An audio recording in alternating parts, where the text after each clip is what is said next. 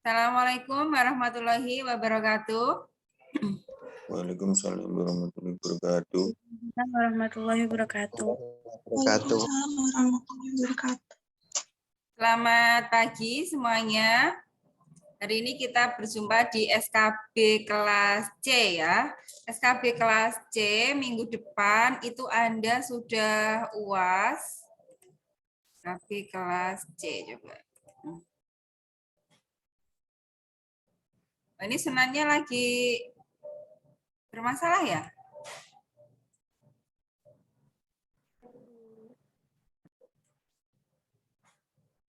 SKB C.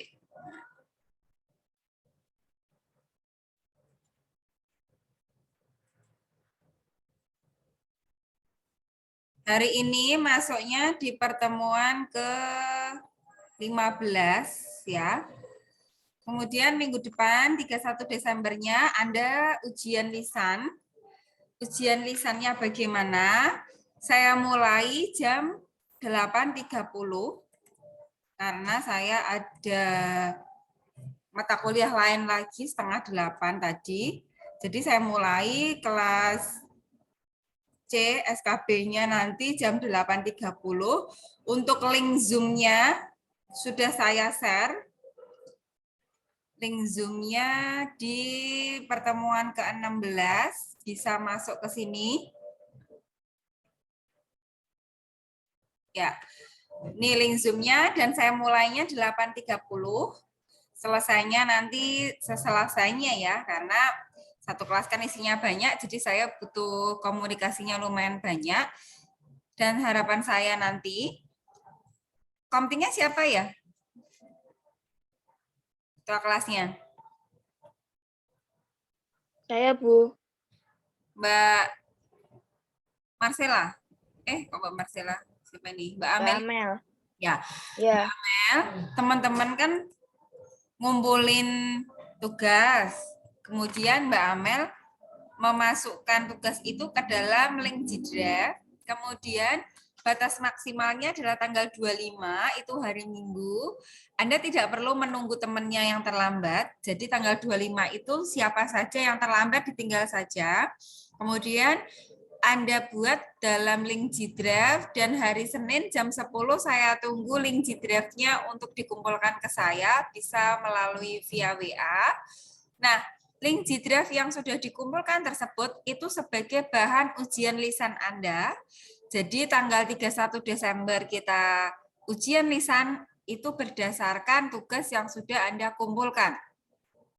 Anda akan saya tanya tentang laporan yang sudah Anda buat, apa saja isi dari laporan tersebut berdasarkan WA grup yang sudah saya kirimkan. Kan sebelumnya sudah saya kirimkan apa saja yang perlu Anda kerjakan.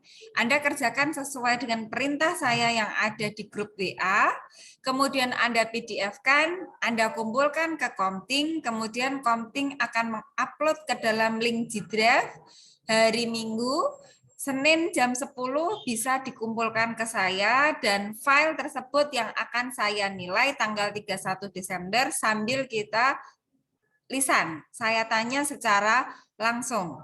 Nah, teknisnya nanti salah satu akan saya panggil, akan saya tanya berdasarkan tugas yang sudah Anda kumpulkan. Absensinya nanti saya yang absen sendiri, jadi Anda tidak perlu absen. Bagi mahasiswa yang tidak ikut link Zoom ini, saya anggap Anda tidak mengikuti UAS. Nah, nilai UAS nanti ada dua, nilai UAS secara lisan dan nilai UAS secara laporan yang harus Anda upload. Di pertemuan 16 ini kan ada upload UAS SKB. Apa yang perlu diupload? Jadi hari Jumat minggu depan kita ketemu lisan, pasti kan ada kekurangan. Pasti ada sesuatu yang harus Anda perbaiki. Maka masih ada kesempatan Anda selesai ujian lisan, perbaiki laporan Anda sesuai dengan komentar dari saya. Kemudian Anda perbaiki dan Anda upload di sini. Di pertemuan 16 ini kan ada assignment, ada template UAS, silakan Anda uploadnya di sini. Kapan batas maksimalnya? Itu tanggal 6 Januari. Anda kan berarti ujiannya ini 31 Desember ya, ujian lisannya. Berarti Anda dapat 1 nilai UAS.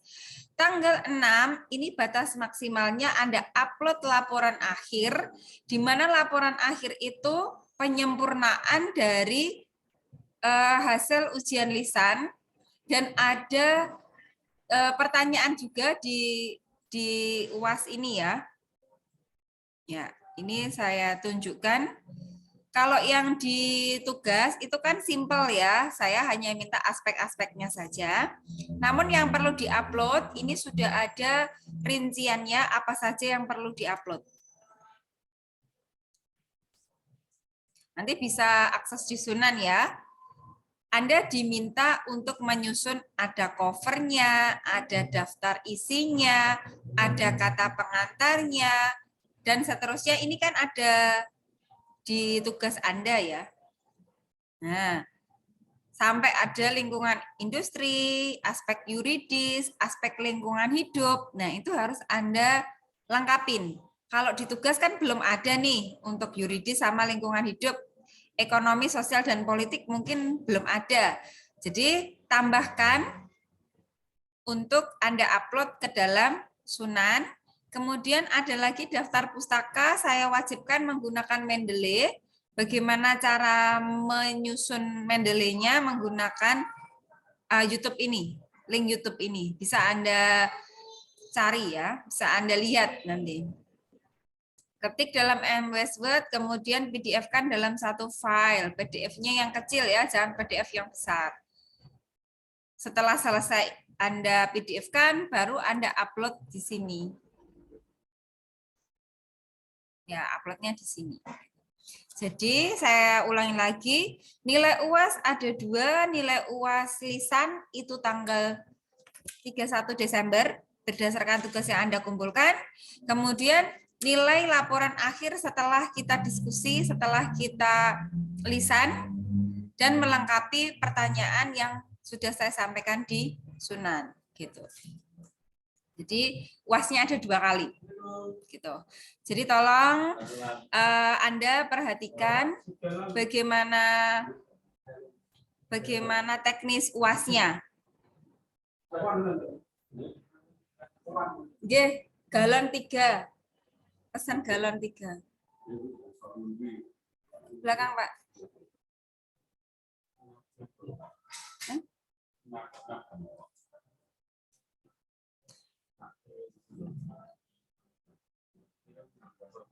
Oke ya, ini kalau ada masalah bisa ditanyakan terkait dengan link Zoom-nya ataupun dengan bagaimana kriteria UAS-nya.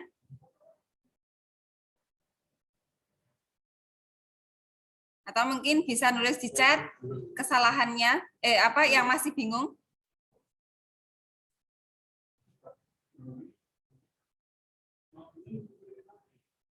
Bu mau tanya. Boleh? Itu berarti yang dikumpulkan ke Komting itu yang sudah ada kata pengantarnya atau yang sesuai di grup WA itu? Sesuai di grup WA. Jadi itu kan hanya sebagai bahan lisan saja. Jadi itu belum final ya, itu hanya sebagai bahan untuk ujian lisan saja. Nanti ada laporan akhirnya yang diupload di sini. Kalau yang sudah diperbaiki ya. Ya. Ada lagi pertanyaannya? Bu, izin bertanya, Bu. Oke, satu-satu gimana? Bu, yang kriteria ujian lisan itu penilaiannya apa saja, Bu? Ya, Semua sesuai aspek dengan berarti. ini yang Anda tulis. Akan saya tanya, makanya setelah ini baru saya jelaskan. Apa saja yang perlu Anda persiapkan dan pertanyaannya seperti apa. Selesai ini. Selesai tentang UAS-nya. Selesai ini loh, apa penjelasan dari saya tentang UAS. Kalau sudah selesai, nggak ada pertanyaan, baru nanti saya sampaikan kriterianya. Oke, sambil jalan ya. Kalau masih ada kesulitan bisa nulis di chat, saya masuk ke ini. Nah, contoh laporan SKB di pertemuan ke-14 kan ada PDF-nya, ya. Di sini Anda bisa mengikuti contoh dari yang sudah saya upload, mulai dari latar belakang sampai ke aspek yang terakhir. Nah, yang saya contohkan di sini kan menggunakan catering Alna ya, dan masing-masing aspek itu setiap pertemuan sudah saya berikan contohnya secara parsialnya. Secara per aspek sudah saya upload. Nah, di laporan studi kelayakan bisnis itu saya kumpulkan dari setiap aspek itu ya menjadi sebuah laporan. Sama kayak tugas Anda. Anda setiap pertemuan pasti membuat sebuah aspek, ya kan, sesuai dengan tugas saya.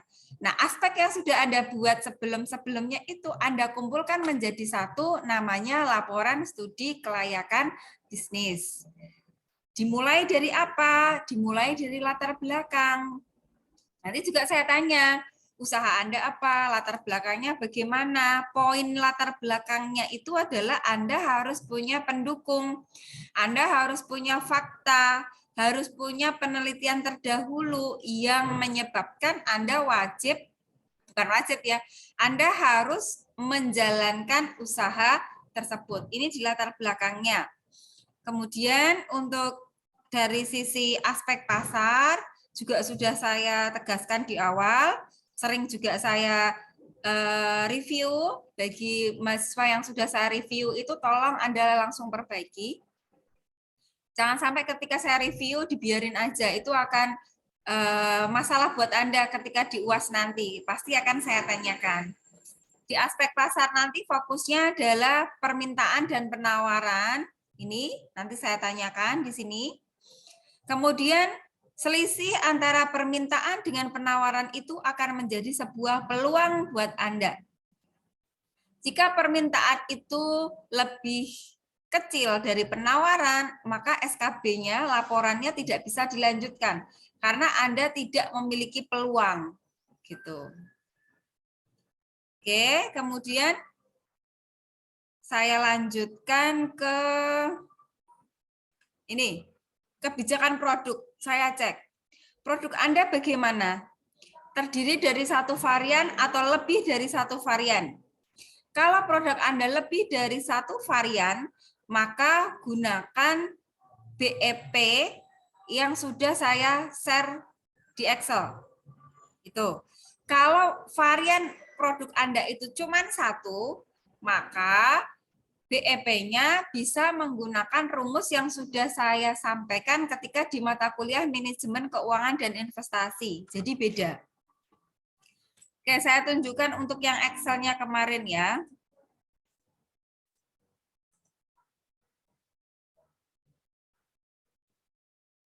Sebentar, SKP.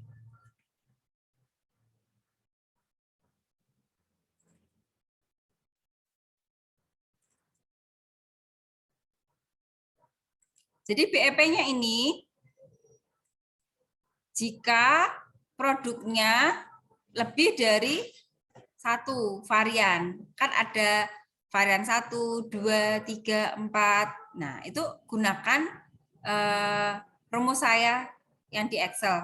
Namun, jika variannya itu hanya satu, maka gunakan rumus yang sudah kita pelajari di manajemen keuangan dan investasi. Itu ada rumus BEP-nya. Baik secara rupiah maupun secara kuantitas. Jadi sebenarnya akan lebih mudah itu kalau variansinya cuma satu. Jadi di sini Anda jelaskan, Anda ceritakan. Kan ada kaitannya dengan Anda produksinya setiap hari berapa bungkus, berapa paket, kemudian Anda asumsikan satu bulan itu Anda produksi berapa kali, satu tahun itu produksinya berapa. Nah, itu nanti saya ceknya di sini. Kemudian saya juga mau ngecek di sini tentang harga pokoknya. Harga pokok ini diambil dari Excel yang sudah Anda buat. Bisa Anda lihat dari sini tentang harga pokoknya.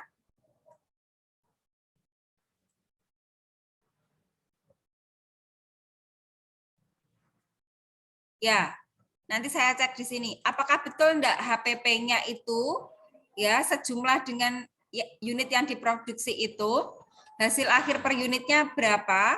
Saya cek di sini. Kemudian harga jualnya pastinya di atas dari HPP-nya. Kadang kan Anda menentukan harga jual sendiri tapi tidak melihat HPP. Coba nanti Anda koreksi lagi. HPP ini dicari dari Excel. Baru Anda menentukan harga jual. Jangan menentukan harga jual dulu tapi HPP-nya nggak ngerti. Salah besar kalau seperti itu.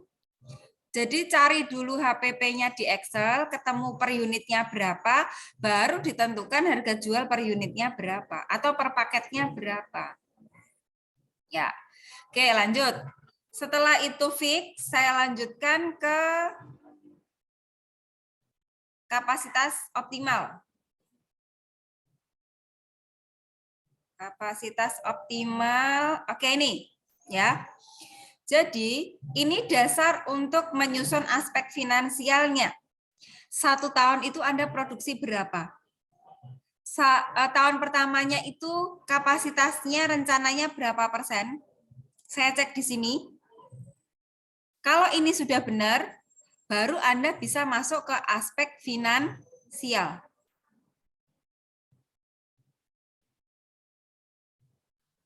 Oke. Nah, aspek finansial ini kan terlampir ya. Coba saya carikan aspek finansial. Aspek finansialnya harus Anda deskripsikan. Jadi bukan hanya sekedar Excel yang Anda buat, Anda copy paste. Tapi Anda ceritakan. Aspek finansial itu terdiri dari apa saja? Yang pertama tentang kebutuhan dana dan sumber dana. Jadi kebutuhan dana, kalau yang saya contohkan, itu ada 2 kebutuhan. Kebutuhan investasi dan kebutuhan modal kerja. Kebutuhan investasi ini fungsinya adalah untuk membeli aktiva tetap. Beli peralatan, beli mesin, beli tanah, beli gedung, itu masuknya ke investasi. Namun yang kebutuhan modal kerja, ini kaitannya dengan operasional perusahaan. Misal, beli bahan baku, bayar tenaga kerja, membeli BOP, membayar biaya administrasi dan umum. Semuanya masuknya ke modal kerja. Nah, angka ini diambil dari mana? Diambil dari Excel yang sudah Anda buat, kemudian dicari untuk yang investasi. Kebutuhan investasi itu ini, ya, tentang penyusutan di bawah kan ada. Jumlah investasinya Anda ambil dari data ini. Kemudian sumbernya dari mana? Sumbernya ada dari sisi kredit, ada dari modal. Berapa proporsinya? Tergantung Anda menganalisisnya berapa. Kalau yang saya contohkan di sini adalah 50-50. Saran saya untuk proporsi ini, kredit jangan lebih tinggi dari modal sendiri. Misal, kreditnya 70, modalnya 30. Itu nggak bagus bagi usaha Anda. Karena Anda harus punya kewajiban bayar bunga, bayar pokok. Nanti labanya akan lebih kecil. Anda akan repot sekali kalau kreditnya lebih tinggi dari modal sendiri. Nah, kalau yang lebih bagus lagi, modalnya misalnya 70, kreditnya 30. Nah, itu akan lebih ringan. Karena biaya angsuran, biaya bunganya itu akan lebih kecil, sehingga labanya menjadi lebih tinggi. Oke, ini untuk yang investasi. Untuk yang modal kerja, juga Anda ceritakan, ya ini. Asumsikan bahwa kebutuhan modal kerja Anda di sini itu selama 3 tahun, bunga 12%, dan kebutuhannya hanya 3 bulan saja.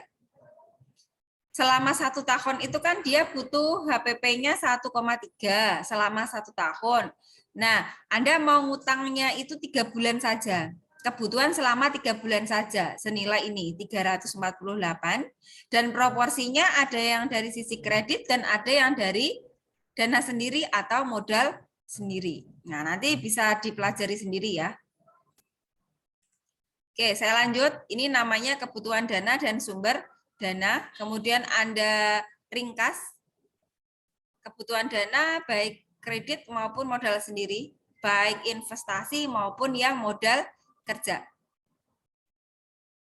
Hasil usaha. Nah, ini agak panjang. Kalau analisis hasil usaha yang perlu Anda deskripsikan di sini adalah tentang penjualannya. Penjualan ini juga ambilnya dari data Excel. Anda ceritakan bahwa penjualannya dari tahun ke tahun itu mengalami kenaikan. Kalau di sini saya ceritakan naiknya 5%. Nah, prosentase ini tergantung dari Excel yang Anda buat.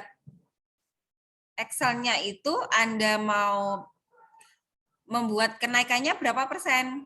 Nah, kalau di sini saya contohkan kan kenaikannya 5% dari tahun ke tahun.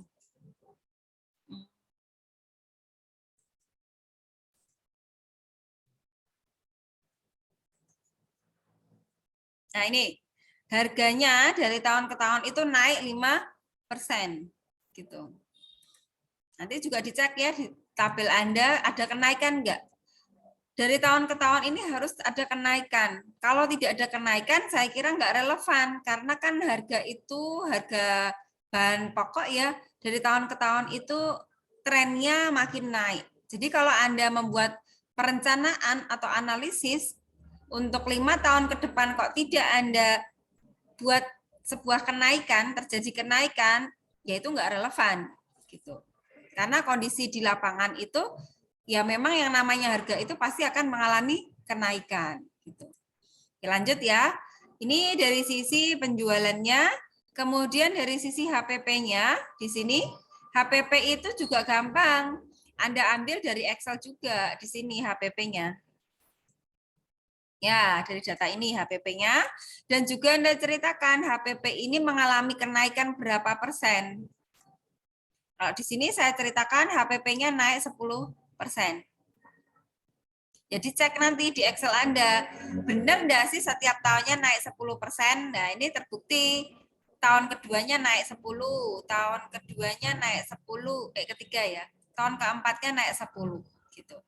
Jadi sinkron antara Excel dengan yang ada di deskripsinya. Biaya administrasi dan umum naik 10%. Pemasaran naik 10%. Kalau BAU itu kan kaitannya sama gaji ya. Gaji masa dari tahun ke tahun tidak ada kenaikan, itu kan nggak relevan. Makanya diasumsikan ada kenaikan. Terus kemudian biaya angsuran ini juga gampang, tinggal Anda ambil dari Excel angsuran ya, berarti masuknya ke tabel ini angsuran. Ini penyusutan. Oke, ini ambilnya dari sini ya, dari tabel akhir ini. Anda ambil dari sini. Oke, lanjut. Untuk profit on sales, ini kan laba dibagi dengan penjualan. Hasil akhirnya kan pakai prosentase. Ini Anda ceritakan, prosentase ini artinya apa? Data ini Anda ambil dari profit on sales di sini. Ya, yang saya kasih warna kuning ini. Anda ambil aja datanya dari sini. Proyeksi rugi laba. Ya, bagaimana cara membaca persentase tersebut? Angka 9,03% itu kan bisa saya buat pecahan 9,03/100. Artinya apa? Setiap 100 rupiah penjualan yang Anda terima, maka akan menghasilkan laba senilai 9,03%. Setiap 100 rupiah ya. Nah, setiap 10 juta, setiap 10 juta penjualan yang Anda terima, Anda akan dapat untung 903.000. Setiap Anda punya penjualan 100 juta, maka Anda akan dapat keuntungan 9 juta. Dan seterusnya. Dan ini dari tahun ke tahun makin naik. Kenapa makin naik? Karena Anda sudah ini tidak ada kewajiban bayar bunga atau bayar angsuran. Di tahun ketiga kan sudah habis nih utangnya. Makanya di tahun keempat, kelima ini profit on sales-nya makin tinggi. Karena kan tidak perlu bayar utang, tidak perlu bayar bunga. Sehingga laba yang diterima perusahaan makin tinggi.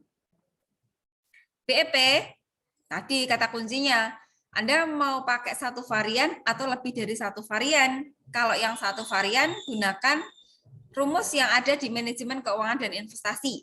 Kalau yang lebih dari satu varian, berarti gunakan BEP dari Excel yang sudah saya share di Sunan. Arus kas, di sini juga gampang, Anda ambil data dari arus kas di sini. Nah, arus kas yang mana? Arus kas yang bersih ini. Nah, ambilnya dari sini, arus kas bersih. Saya kasih tanda kuning. Oke, lanjut. Ini tahap akhir dari aspek finansial ya. Kaitannya dengan layak tidaknya sebuah investasi. Di sini saya contohkan ada 3 metode dan ini juga sudah Anda pelajari di manajemen keuangan dan investasi. Ada payback, ada NPV dan IRR. Kalau payback itu terkait dengan ini ya, umur ekonomisnya sebuah usaha. Payback-nya ketemu kurang dari 1 tahun atau hanya 6,8 bulan, kurang dari 7 bulan malah ya. Kalau usaha itu sudah kembali dalam jangka waktu kurang dari umur ekonomisnya, maka kesimpulannya layak untuk dijalankan. Di sini kan sudah saya kasih kesimpulan ya. Nah, ini disimpulkan layak untuk dijalankan. Ini yang metode non-discounted, yang model discounted itu kan NPV sama IRR, dia pakai suku bunga, dan diasumsikan suku bunga ini adalah 12%, dari mana 12% ini tergantung dari tabel Excel yang sudah Anda buat. Nah, suku bunga bank Anda berapa persen? Di sini kan Anda bikin asumsi bahwa suku bunganya adalah 12%.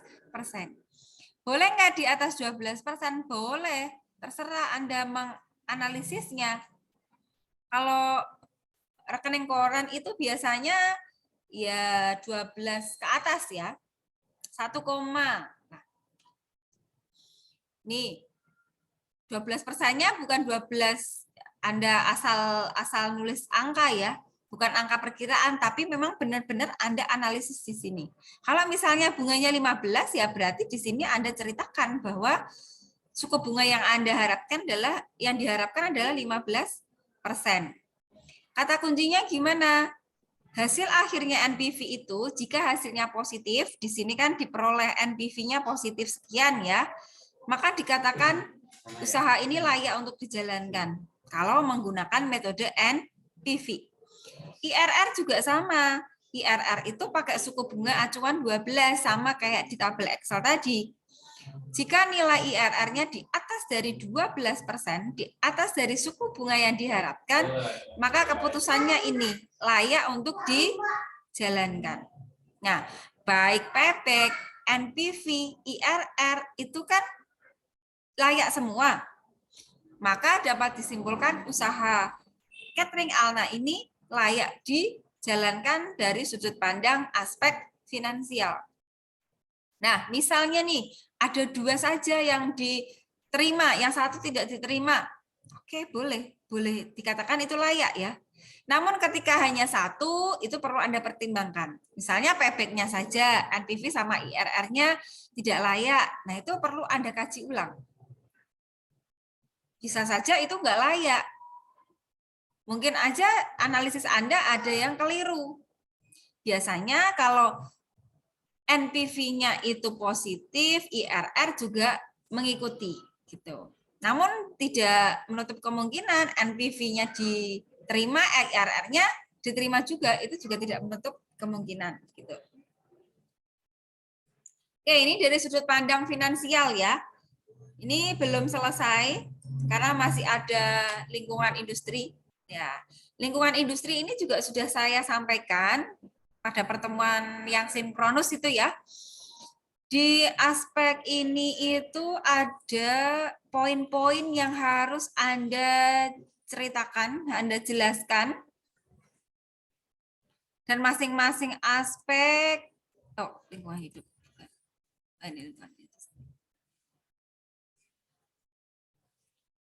Nah ini yang harus Anda ceritakan semuanya. Jadi nggak cuma 1 ya. Ancaman masuk pendatang baru. Ini juga Anda urai, isinya ada segini banyaknya. Dan masing-masing ini Anda analisis. Analisisnya seperti apa? Bisa lihat YouTube saya yang kemarin. Pas sinkronus ini kan ada ya. Bisa Anda lihat bagaimana cara menentukan skala ekonomi dan seterusnya. Oke, ini lingkungan industri. Kemudian lanjut aspek yuridis. Aspek yuridis ini kaitannya dengan perizinan. Kalau makanan ya biasanya menggunakan izin dari PIRT. PIRT itu levelnya di tingkat pemerintah daerah 2 atau di tingkat kabupaten biasanya melalui Dinas Kesehatan. Antisipasi risiko ini bisa Anda pelajari sendiri ya, risiko dari masing-masing aspek.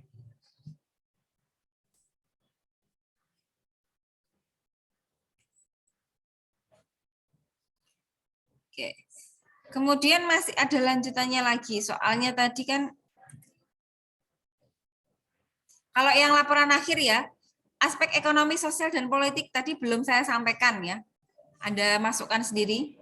Lingkungan industri tadi sudah saya sampaikan. Yuridis tadi tentang perizinan. Lingkungan hidup ini yang belum. Lingkungan hidup ini kaitannya dengan pencemaran. Jadi usaha yang menimbulkan sebuah pencemaran, baik pencemaran udara, pencemaran cair, pencemaran padat, itu Anda ceritakan. Saya contohkan misalnya usaha tahu. Usaha tahu itu kan limbahnya limbah cair ya. Jadi Anda sebagai seorang pengusaha harus bersikap bijaksana. Limbah tahunya itu jangan sampai mencemari lingkungan di sekitar. Misalnya limbahnya mau dibuatkan sebuah tampungan, di mana tampungan itu nanti untuk menyimpan limbah-limbah dan limbahnya itu bisa diolah lebih lanjut sehingga menjadi limbah yang bermanfaat. Mungkin bisa menjadi air sehat atau mungkin dibuat sebuah cairan apa. Nah, itu masuknya ke lingkungan hidup. Contoh lagi, misalnya usaha garmen, usaha konveksi, itu kan ada yang namanya perca-perca, guntingan-guntingan kain yang kecil-kecil. Nah, itu kan kalau Anda buang di sembarang tempat, kan mencemari lingkungan, mencemari tanah ya. Jadi Anda berpikir gimana caranya perca tersebut itu bisa memiliki nilai ekonomis yang tinggi. Mungkin bisa Anda buat kaset, bisa Anda buat boneka, atau mungkin Anda jual lagi kepada ya tadi penjual boneka atau penjual apa yang bisa dimanfaatkan lebih lanjut lagi. Gitu. Jadi limbah-limbah yang sebenarnya itu mengganggu lingkungan, Anda harus memikirkan lebih jauh. Contoh misalnya kayak asap pabrik. Asap pabrik itu kan juga sangat mencemari udara ya. Nah, Anda pikirkan supaya tidak mencemari lingkungan udara, ya Anda harus punya cerobong asap sendiri, Anda punya, ya bagaimana caranya supaya pabrik Anda itu tidak mengganggu lingkungan Anda. Gitu. Mungkin kebisingan, ya tetangganya merasa terganggu, nah itu Anda punya upaya-upaya di aspek lingkungan hidup. Masih ada daftar pustaka, ini bisa lihat di YouTube ya. Nah, semuanya ini sudah saya sampaikan semua aspeknya ya. Silahkan nanti bisa Anda kerjakan mulai dari sekarang karena waktunya sudah mepet ya. Untuk yang tugas di MS yang di grup itu kan simple ya, sedikit tugasnya. Nah, selesai Anda ujian lisan, masih ada lanjutannya, Anda harus membuat ini. Jadi kan tinggal melanjutkan saja. Kalau misalnya ketika diskusi Anda ada masukan dari saya, ya tolong diperbaiki. Tolong Anda masukkan, kemudian Anda buat yang rapi, baru Anda upload ke dalam Sunan. Jadi nilai Anda akan maksimal semua. Nilai lisannya maksimal, nilai laporan akhirnya juga maksimal. Jadi nilai UAS ada 2. Bu, kalau misalnya saya hanya ikut salah satu, ya sudah berarti nilainya hanya 1 aja. Komponennya padahal 2. Gitu. Oke, sampai sini ada yang mau ditanyakan? Oh ya, ini ada Mas Raju bertanya, kapasitas optimal prosentasenya saya buat 5% tahun pertama. Loh, kapasitas optimal kok hanya 5% itu kan Nggak mungkin. Misalnya, kapasitas optimal itu kan 1000 unit ya. Hanya 5%-nya kan 1000 dikali 5 itu hanya berapa? 1000 dikali 5 hanya 50 ya. Kan nggak mungkin. Nah, Anda itu ya boleh menggunakan prosentase sesuai dengan kondisi yang real gitu loh. Jadi kenaikannya mungkin bisa 5%, Mas. Misalnya gini, tahun pertama 85, tahun kedua 90, tahun ketiga 95, naik 5%, 5% itu boleh. Tapi kalau prosentasenya di tahun pertama itu adalah 5%, itu yo kayaknya nggak masuk akal. Gitu. Mas Raju mana? Baik, Bu. Gitu ya? Paham, Bu. Oke, nggak Iya, mungkin Bu. dong. Kapasitas optimal kok 5%. Lah kamu untungnya piro? Nek kapasitasmu cuma 5%. Nggak bisa bersaing dong dengan teman-teman, dengan pesaing yang lainnya. Gitu. Baik, ada lagi yang mau ditanyakan, enggak? Baik UAS lisan maupun UAS yang laporan akhir. Bu, izin bertanya, Bu. Ya. Yang analisa usaha yang asumsi porsi itu bagaimana Bu carinya? Yang asumsi itu loh Bu, yang tentang analisa hasil usaha itu loh Bu yang tadi dijelaskan. Yang 25%. Berdasarkan Excel Anda, Mas. Excelmu dilihat lagi. Kan di perhitungan analisis, coba, belum saya share ya.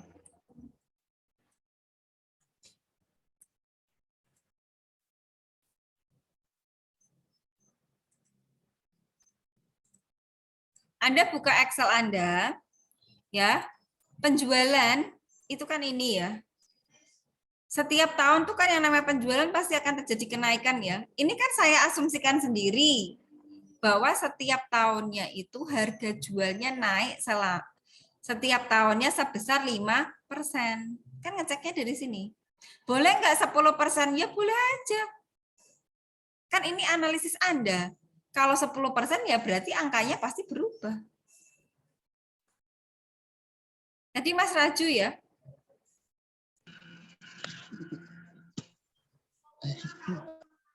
Excelnya gimana Mas? Sudah dicek belum?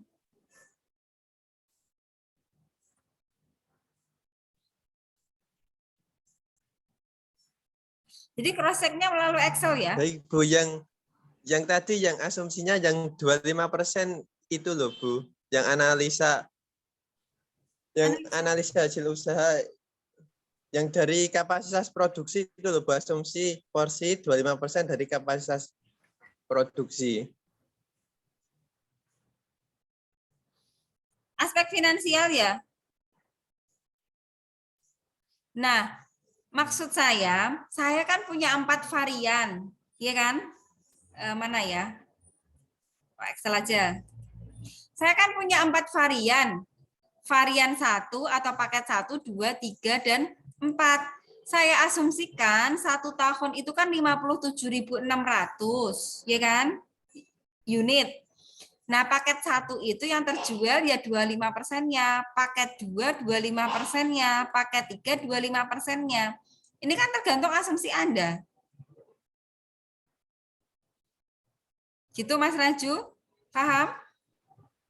Paham Bu, ya Bu, paham. Terima kasih Bu. Yang lain silakan.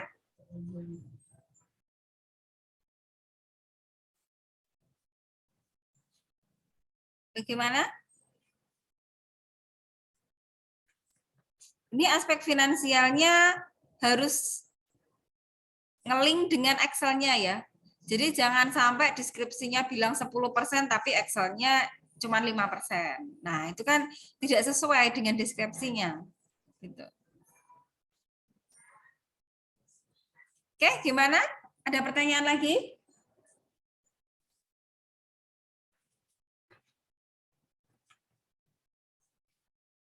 UAS-nya saya kira nggak berat, karena setiap minggu ketika Anda mengerjakan tugas dengan baik, saya kira nggak ada masalah. Kan ini tinggal menggabung-gabungkan tugas-tugas yang sebelumnya. Ya, cuman ya ada kekurangannya yang ketika saya review, ya Anda perbaiki. Gitu. Cuman nggak berat amat, walaupun sebenarnya aspeknya banyak. Bagaimana? Cukup hari ini? Bu mau tanya, Boleh? yang aspek finansial yang Excel, saya boleh membenahi atau tidak, Bu? Boleh, Tambah ulang. silahkan. Kan waktunya masih panjang, masih tanggal Ya. 25 kan? Terus nanti di-share lagi atau enggak? Dikirim ke Sunan lagi atau tidak yang saya benahi? Loh, kan batasnya ke ini, batas pengumpulannya ke Komting. Silahkan komunikasinya dengan Komting ya. Berarti yang Excel ini enggak usah dikirim lagi, langsung yang PDF Langsung itu, Bu. PDF-nya saja. Soalnya kan kalau saya rubah berarti ada yang berubah semua kan, Bu. Ya tentunya iya, berubah. Iya. Nah, Excel-nya berubah, ya Berarti, PDF-nya pasti berubah. berarti nanti yang benar langsung di PDF-kan ya? Yang saya Iya, benahi langsung masih. di PDF-kan saja. Baik, Bu. Terima kasih. Oke. Jadi waktunya masih panjang, masih sampai tanggal 25. 25 itu besok ya? 25 besok, tapi masih ada kesempatan lagi kok. Kalau misalnya besok itu kan batas maksimalnya Anda kumpulin ini ya, tugasnya ya. Kalau misalnya ada kesalahan, nggak usah khawatir, masih ada waktu untuk memperbaiki sampai tanggal 6 kan. Yang penting nanti ketika ujian lisan tuh, kalau misalnya Bu itu salah, harusnya seperti itu. Nah, itu akan lebih saya hargai. Artinya apa? Anda paham, Anda ngerti. Oh, itu salah, harusnya seperti ini. Gitu. Itu saya anggap sudah betul. Bagaimana? Cukup hari ini? Bu, saya mau tanya. Boleh? Aspek finansial yang situasi persaingan itu, yang kapasitas cara menentukannya gimana ya, Bu? Bisa lihat YouTube yang sebelumnya, Mbak. YouTube yang tentang aspek finansial kan saya ada ya. Nah, itu lihat di YouTube-nya. Ya ada ya, di YouTube itu kan Bu Nani itu menjelaskannya itu kalau kita mau menentukan kapasitas optimal itu harus permintaan dikurangi sama situasi persaingan terus batasnya kita hasil dari selisih itu. Benar gitu, Bu? Iya. Kan itu peluang buat Ya Anda sudah, kan? terima kasih. Iya, Iya, oke. Kalau misalnya masih bingung-bingung bisa lihat YouTube saya yang sebelum-sebelumnya ya. Ketika saya sinkronus pasti saya mereview tugas-tugas Anda. Jadi, oh harusnya seperti ini gitu. Oke, ada lagi yang mau ditanyakan? Terus saya mau tanya, nanti waktu UAS itu nanti kita share Excel-nya juga atau enggak? Atau Excel-nya itu ikut di maksudnya ikut ditanyakan gitu. Iya, jadi gini, nanti kan Anda siap laptop ya, fungsinya apa? Supaya Anda bisa share screen. Jadi nanti masing-masing mahasiswa saya kasih kesempatan untuk share screen, menceritakan ke saya. Tapi tugas yang sudah Anda kumpulkan ke saya itu juga sudah saya baca ya. Jadi sudah saya nilai gitu. Untuk menunjang nilai lisannya ya Excel-nya Anda siapkan, PDF-nya juga Anda siapkan. Karena nanti kan nge-link gitu, Mbak. Oke, gitu ya Mbak Ajeng. Ya Bu, terima kasih. Oke, yang lainnya. Kalau misalnya Anda nggak punya laptop, bisa gabung kok dengan teman yang lainnya. Maksudnya satu laptop bisa untuk berapa orang. Supaya nanti share screen-nya akan lebih mudah. Terus nanti teknisnya ketika saya panggil, misalnya Mbak Ajeng. Ternyata Mbak Ajeng tuh nggak siap. Itu saya lewatin ya. Jadi tidak ada pengulangan. Misalnya Mbak Umi mau Lida, Bu belum siap. Oke, selesai. Berarti tidak ada pengulangan lagi. Gitu.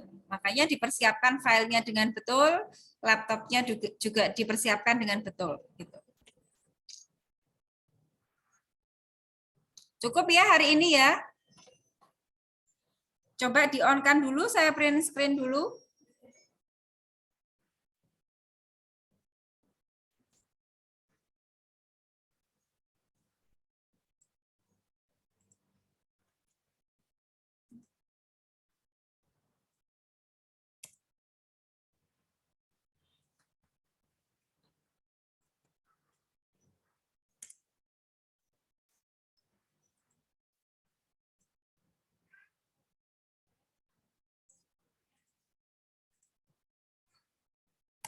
Bagaimana, cukup ya hari ini ya?